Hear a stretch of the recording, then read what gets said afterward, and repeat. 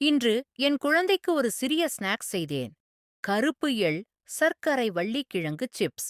இனிப்பாகவும் மொறுமொறுப்பாகவும் இருக்கும். நீங்கள் எவ்வளவு அதிகமாக மென்று சாப்பிடுகிறீர்களோ அவ்வளவு அதிகமாக சுவையாக இருக்கும். ஆரோக்கியமானது.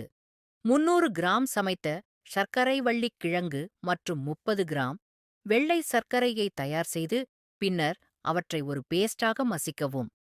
30 கிராம் வெண்ணெய், 10 கிராம் கருப்பு எள், 40 கிராம் சோள மாவு ஆகியவற்றைச் சேர்த்து மாவாகப் பிசையவும். அதை ஒவ்வொன்றும் 5 கிராம் அளவுக்கு சமமாக பிரிக்கவும்.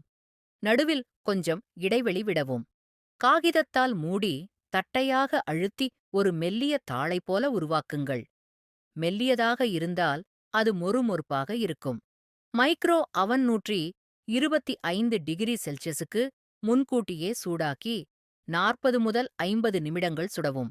மணம் மிக்க மொறுமொறுப்பான சர்க்கரை வள்ளிக் கிழங்கு சிப்ஸ் தயார்.